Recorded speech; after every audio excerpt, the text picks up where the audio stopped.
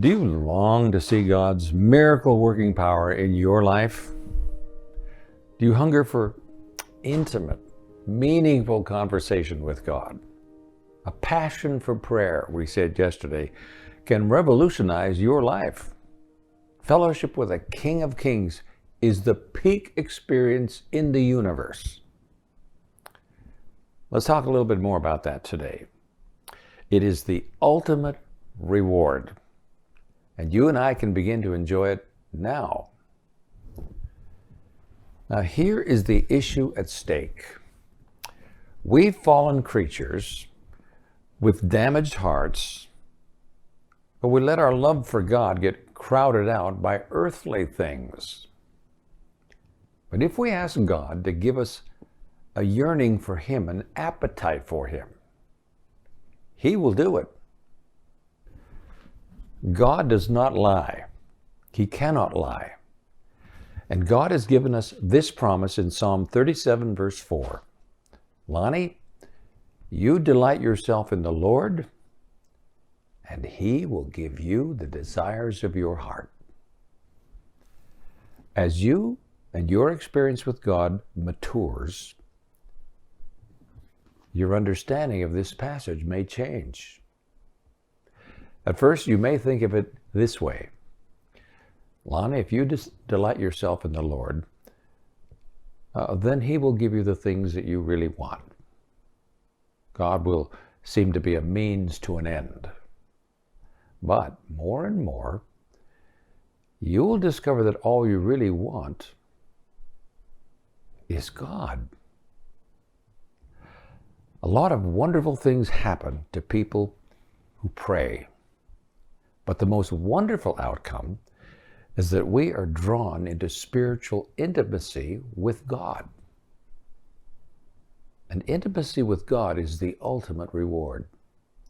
It's the best possible thing in the universe. Now, little children think that the greatest reward is a candy bar, but it isn't. Grown-ups assume the ultimate reward is power, or wealth, or prestige, or security, or romance. But it isn't. The ultimate reward is intimacy with God. There's a book by Michael H. McDonald and Andrew H. Tatey. It's called G.K. Chesterton and C.S. Lewis, The Riddle of Joy. In this book, Peter J. Kreeft cites Augustine's thought experiment in his sermon on the pure love of God. Imagine, says Augustine, that God appeared to you and said He would make a deal with you, that He would give you everything you wished, everything your heart desired, except one thing. You could have anything you imagine. Nothing would be impossible for you, and nothing would be sinful or forbidden. But God concluded, you shall never see my face. Why? Augustine asks. Did a terrible chill creep over your heart at those last words, unless there is in your heart a love of God, a desire for Him? In fact, if you wouldn't accept that deal, you really love God above all things, for look what you just did. You gave up the whole world and more for God. When my theologian friend Tim Crosby at Voice of Prophecy first stumbled onto this statement on June 30, 1995, he wrote these words in his journal. It has been only a few hours since I first read this. I am still stunned by my emotional reaction to it. As soon as I began to consider the question, the word no sprang impulsively to mind, then an overwhelming sorrow. Never, never, never, I sobbed over and over again. I was imagining the loss of the ultimate dream. It was a while before I could recollect myself, but the end result was a gentle, joy. God invites us, through the prophet Jeremiah, to an intimate prayer relationship with him. Listen to chapter 29, verses 11 to 13. I know the plans I have for you, declares the Lord. Plans to prosper you and not to harm you. Plans to give you hope and a future. Then you will call upon me and come and pray to me, and I will listen to you. You will seek me and find me when you seek me with all your heart. And in Jeremiah 33, verse 3, he says, call to me and I will answer you and tell you great and unsearchable things you do not know. God has a lot to offer to those who seek him. Fellowship with God is a wonderful experience. And we're not talking about a special holier than thou dimension, but an abiding joy. I'm not talking about making God our slap-happy buddy. We approach the throne of grace boldly, Hebrews 4:16 says, but with humility, awe, and wonder. Now, intimacy has to be cultivated. It doesn't come in an instant, but once you have it, nothing else in the world can compare with it. How do you get it? It comes through ministry to others and through prayer. Why not get serious about prayer today? Just don't overdo it at first. You would not begin an exercise regimen by attempting to run a marathon, 26 miles. So don't start out by trying to pray an hour a day. Start with 5 or 10 minutes and increase it 1 minute then each week. Choose a set place and time of day, then discipline yourself over a period of months. If you can't concentrate while kneeling, then pray while walking. Whenever you are alone, try praying out loud. You know, I'm a living witness that this aids in concentration, praying out loud. And the prayer tends to have more impact, at least on me, the one praying. Some people keep a notebook, a little notepad in your pocket to write things down that come to your mind, because prayer can inspire creativity so that you can put them out of your mind and continue praying. Pretty soon you'll be looking forward to your time with God. First, your prayers will change, and then you can start working on changing your world. Oh, it takes time. When you begin to map out substantial time with the Lord, at first you may have to drag those recalcitrant emotions kicking and screaming into order. And it may not be easy the first time, or the second, or even the third. At least that was Oswald Chambers' experience when he first began all at once to devote an hour a day to prayer. Every so often, one of the emotions would jump up and scream, "I don't want to be here," and go running off in some daydream, and Chambers would have to grab them by the tail and bring them back. At first, Chambers said it was a lot of awful hard work. But as every psychologist knows, the most effective way to change our feelings is to change our behavior.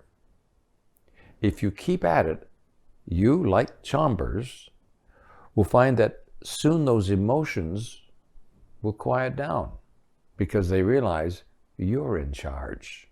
They may grumble now and then, but they know they have to go along. And then suddenly one glorious day, after a month or two of disciplined prayer, one of the most obstreperous of those emotions will jump right up and say, "Glory!" And another one will shout, "Hallelujah!" Your entire being will be happily coordinated in the practice of prayer. and you will discover the joy of intimacy with God. Perhaps you feel a gentle tug on your heart just now to kneel down and talk to Him, or maybe just to slip outside in the dark and walk through the garden or down the lane and share your deepest secrets with Him. That little voice you hear is God knocking on the door of your heart and saying, "Can you come out and pray with me? I'll make it worth your while." If the ultimate desire of your heart is for Him, who knows what might happen to you? Sometimes God surprises those who seek Him by ambushing them with grace, even though they're just going through the motions. As we close today, I want to read you something so amazing. You might want to buckle your seatbelt. Are you ready? It's from a book written by Brennan Manning, published in 1986, called Lion and the Lamb, The Relentless Tenderness of Jesus. Consider what happened to Brennan Manning. Listen very carefully. Now, he had broken up with his girlfriend, Barbara, to enter a monastery. His brother made a $50 bet with him that he wouldn't last a week in that monastery. Sure enough, Brennan discovered that he wasn't cut out for the spiritual life. His account of what happened next is one of the most moving in contemporary Christian literature. The experience eventually led Manning out of the priesthood. He got married, and today is a popular speaker at retreats and revivals all around the country. But the point is that Jesus can meet us anywhere, even in a monastery. After 7 days, he writes, I decided to pack it in. They were going to kick me out anyway. I'd lasted the week, so I could collect the $50 from my brother. I still hoped Barbara would still be drying her tears. I could commend her for her patience and undying love, and we would be reconciled.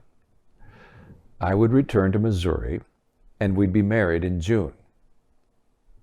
A narrow escape from my flirtation with death. I packed my suitcases and went to Father Augustine's office to inform him of my departure. He wasn't there. I decided to stop into the chapel and say goodbye to God. Thank you, God. This is Richie. Thank you for showing me that the priesthood is not my calling. Please have Barbara waiting when I get back to Brooklyn. As a sign of my goodness, I'll go to Mass one extra time a week for a whole year. Well, goodbye, God. I'll catch you in Brooklyn.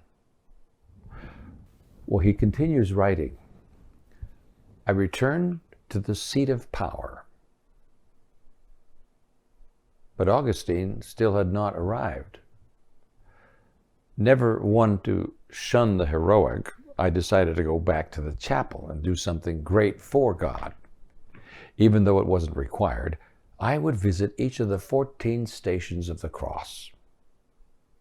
I grabbed a book and followed the directions.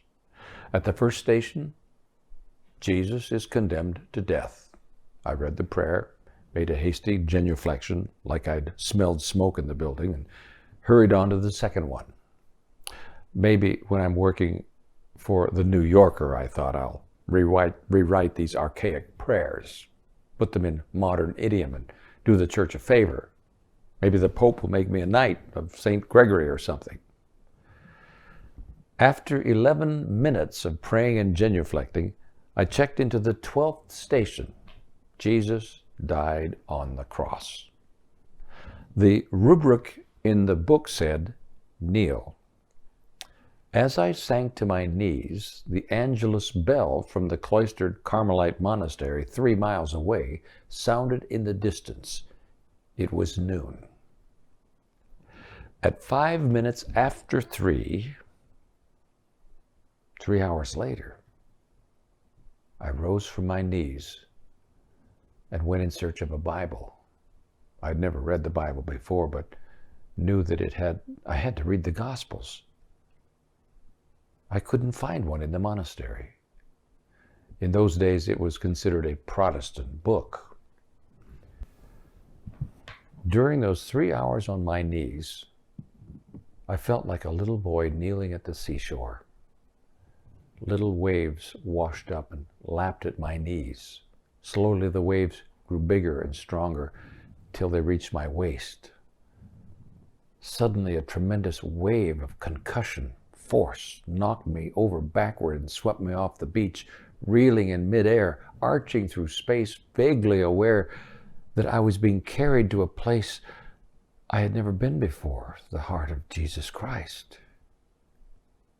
When he called my name, it was not Richie or Brennan, but another word that I shall not disclose, a word that is my very own name, spoken with infinite love. It is the sweetest sound I shall ever hear, the name by which Jesus knows me. It must be what Mary Magdalene responded to when Jesus in the garden said simply, Mary, except that in my case, he did not call me by my given name. In this first ever in my life experience of being unconditionally loved, I moved back and forth between mild ecstasy and hushed trembling. The aura was what George Maloney years later would describe as bright darkness and bewildering strength.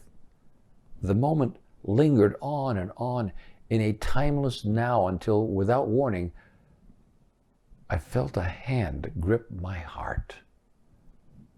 I could scarcely breathe. It was abrupt and startling. The awareness of being loved was no longer gentle, tender, and comfortable. The love of Christ, the crucified Son of God, for me, took on the wildness, passion, and fury of a sudden spring storm. Like a bursting dam, spasms of convulsive crying erupted from the depths of my being. He died on the cross for me. I had known that before, but in the way that Cardinal Newman describes as notional knowledge, abstract, far away, largely irrelevant to the gut issues of life, just another trinket in the dusty pawn shop of dogmatic beliefs. But in one blinding moment of salvific truth, it was real knowledge calling for personal engagement of my mind and heart. Christianity was no longer simply a moral code, but a love affair, the thrill, the excitement, the incredible passionate joy of being loved and falling in love with Jesus Christ. He continues, at last, drained, spent, feeling limp and lost in speechless humility, I was back kneeling at the seashore with quiet, calm waves of love sweeping over me like a gentle tide, saturating my mind and heart in a tranquil mode of deepest worship. When at 3:05 p.m. I rose shakily from the floor, glanced at my watch in disbelief, resonated with awe and wonder, and unable to find a Bible, returned to my cell and unpacked my bag, I knew that the most thrilling adventure of my life had just begun. It was a new mode of existence, and Paul describes it well in Colossians 3:11. There is only Christ. He is everything.